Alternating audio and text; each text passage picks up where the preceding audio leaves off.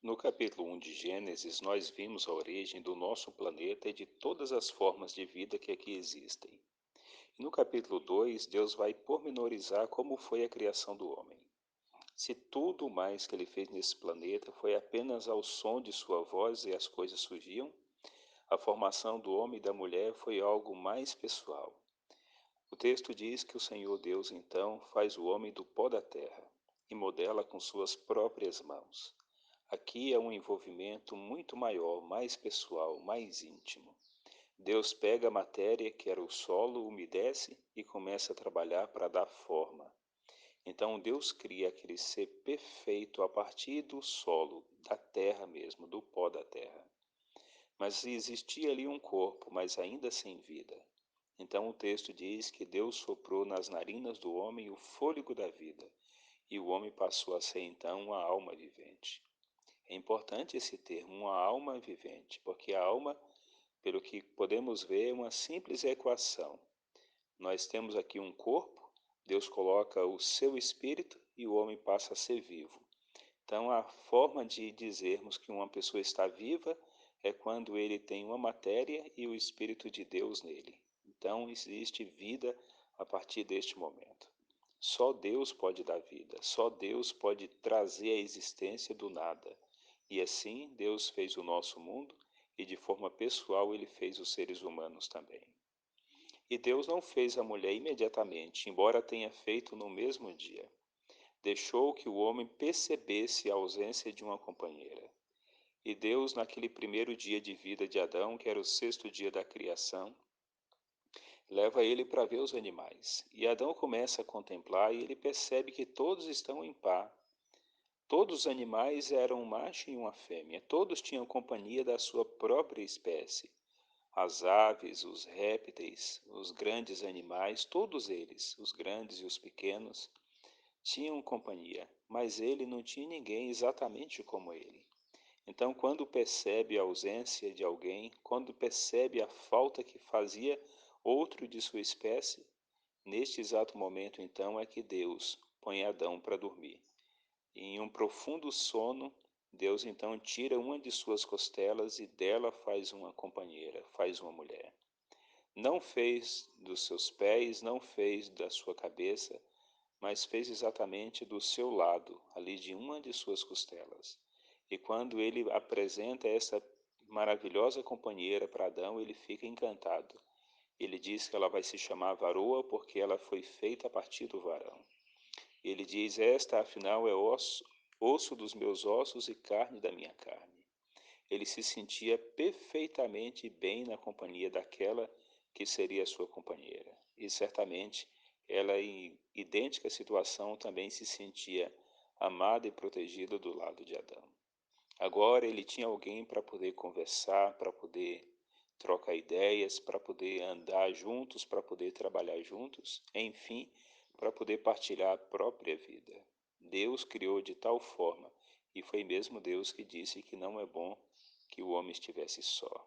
Que demonstração generosa de cuidado, de preocupação, com todos os detalhes, não só do ambiente físico que já era perfeito, não só pela abundância de alimentos e em sua incrível variedade, mas também Deus se preocupou com os sentimentos dos seres humanos. Deus se preocupou com nossa afetividade. Ele queria que nós estivéssemos bem em todos os sentidos. Mas, embora tendo um ambiente perfeito, um mundo lindo, uma companheira que era parte de sua própria existência, a vida não estaria completa se não houvesse relacionamento com o próprio Deus. Então Deus coloca, implanta dentro de nós essa vontade de adorar, esse desejo de adorar. E isto era para manter um elo sempre constante de perfeita ligação com o próprio Criador. Era para eles amarem, respeitarem, servirem e estarem com esse maravilhoso Deus Criador. Então, Deus faz para eles o jardim do Éden, no Éden. Deus constrói um lar para que eles possam morar. Nessa terra que já era perfeita, neste mundo que era um paraíso, Deus então constrói um paraíso dentro de outro paraíso. E eles viveriam neste ambiente maravilhoso, encantador. Seria ali o seu lar. Mas o texto também diz que ali naquele local Deus colocou a árvore da vida e a árvore do conhecimento do bem e do mal. O texto que está no capítulo 2, a partir do verso 15, diz bem assim: Tomou, pois, o Senhor Deus ao homem e o colocou no jardim do Éden para o cultivar e guardar.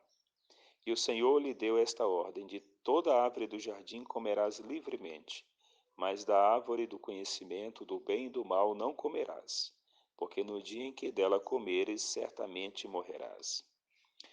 Um detalhe que a gente deve considerar é que aqui, no primeiro dia de vida, Deus estava apresentando para ele tudo, inclusive a esposa e o jardim. Eles tinham a responsabilidade de cuidar do jardim. O trabalho é uma terapia maravilhosa. O trabalho foi Deus que o criou. Quantas vezes alguém diz que detestaria aquela pessoa que criou o trabalho, que inventou o trabalho? Mas quem inventou foi o próprio Deus. O trabalho será sempre uma bênção. Quando nós estamos trabalhando, nós estamos produzindo, nós estamos nos identificando com Deus, o Deus que trabalha, o Deus que opera, o Deus que está em ação. E o Senhor então mostra para Adão e Eva toda a variedade de alimento que estava à disposição, mas vedou-lhes uma daquelas árvores.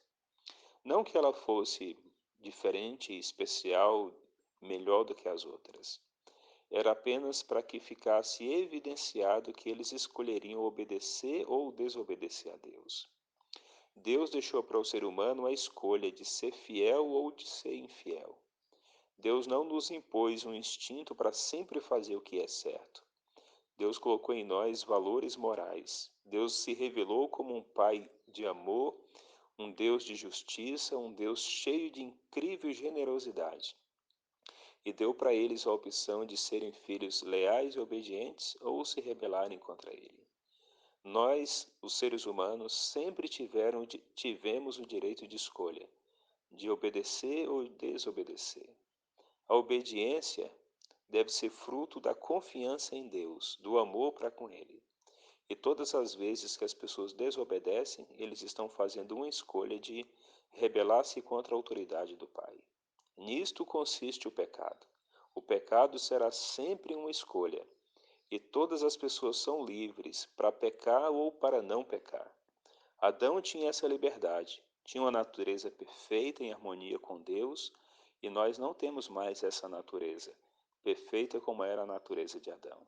Mas ainda temos o mesmo direito de escolher de sermos obedientes ou desobedientes. Na desobediência está o pecado. Aqui nós temos um mandamento de Deus. Tudo que Deus fala passa a ser lei para a humanidade. A lei de Deus não se resume aos 10 mandamentos que ele, lá no futuro, falou, proclamou com sua própria boca e escreveu com sua mão. Pelo contrário, tudo que Deus revela como sendo a sua vontade, isto passa a ser lei para o ser humano. Jesus disse que o homem não viveria só de comida, mas de tudo que procede da boca de Deus. Então, toda a revelação que Deus faz, toda a luz que Deus nos traz da sua vontade, isto que nós passamos a reconhecer como sendo a vontade de Deus, passa a ser um mandamento de Deus. E aqui Deus estava dando um mandamento para eles, uma lei. Não coma do fruto dessa árvore. Tem consequências. No dia em que vocês comerem, certamente morrerão. Era uma ordem simples, clara, direta, e não podemos esquecer que Adão e Eva tinham um nível de inteligência muito, muito maior do que o nosso. Eles conseguiam compreender claramente o que Deus estava dizendo. Se nós hoje, depois de milhares de anos de pecado, de degeneração, de degradação, podemos compreender que ali tinha algo para ser decidido que implicava em obediência ou em rebelião, e eles compreenderam muito mais claramente do que nós também. Então não havia dúvida. A vida eterna era condicionada à obediência. Não haveria vida se não houvesse obediência. No dia em que comer desse fruto, vocês morrerão. Vocês perderão o dom que eu concedi, o dom de viver, de ser integrado à minha vida, de participar do meu dom. No dia em que vocês se rebelarem, vocês perdem. Então a consequência da rebelião é morrer. E o resultado de viver em obediência é continuar existindo, é estar ligado a mim para todo sempre. Havendo obediência, haverá vida. Havendo rebelião, perderá o dom da vida. E assim eles estavam prontos para viver com Deus e demonstrar que entendia e que respeitava a Deus. Eu faço uma breve comparação como dois filhos dos mesmos pais, que vivem na mesma faixa de idade. Vamos pensar que eles possam ser até gêmeos. E eles chegam a um determinado momento da vida e que querem se aventurar já um pouco afastado dos pais, viver uma vida já um pouco mais independente, assim como acontece com todos nós. Então, quando eles estão em determinado momento na juventude, talvez por volta já dos 18 anos de idade, ambos querem sair um dia à noite para encontrar com os amigos. Uma comemoração, uma festa, algo que eles têm, que querem se confraternizar com seus amigos. Mas tem amigos diferentes, eles não têm o mesmo grupo de amigos. Um quer encontrar com o seu grupo e outro com outros amigos. E eles pedem ao pai autorização para que possam ir. Então o pai dá sob condições, e o pai diz: Olha, eu quero que vocês estejam aqui em casa até a meia-noite, e não depois da meia-noite.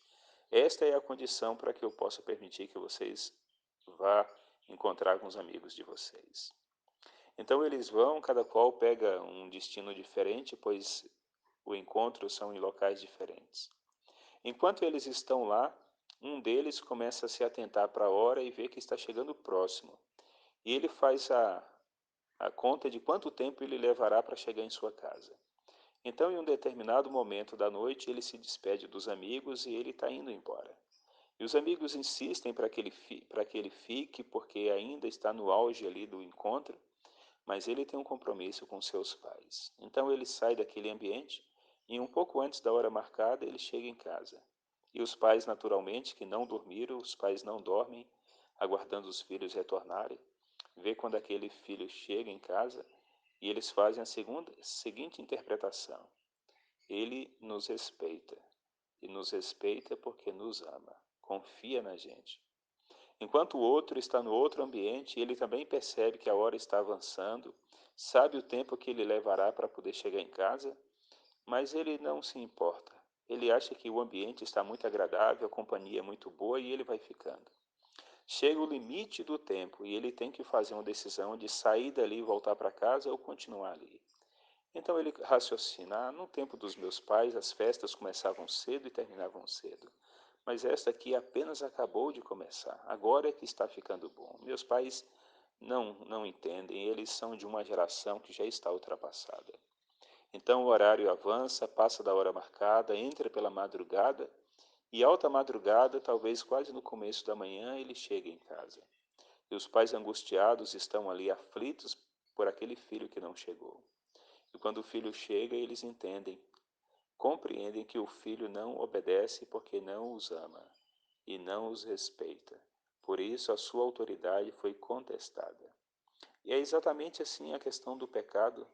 Quando Deus falou para Adão e Eva que eles não deveriam comer daquele fruto, Deus os estava proibindo, mas estava dando a liberdade de escolher obedecer ou desobedecer.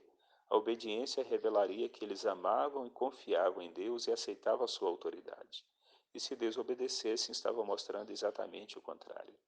E todas as pessoas na face da terra têm que tomar decisões sobre ser fiel e leal a Deus ou viver do jeito que quer, mesmo que isto esteja contra uma clara determinação de Deus. Adão e Eva tinham tomado conhecimento, e nós também estamos conhecendo a vontade de Deus para fazermos escolhas que podem ser a favor ou contra Deus, e isto também vai decidir o nosso futuro eterno.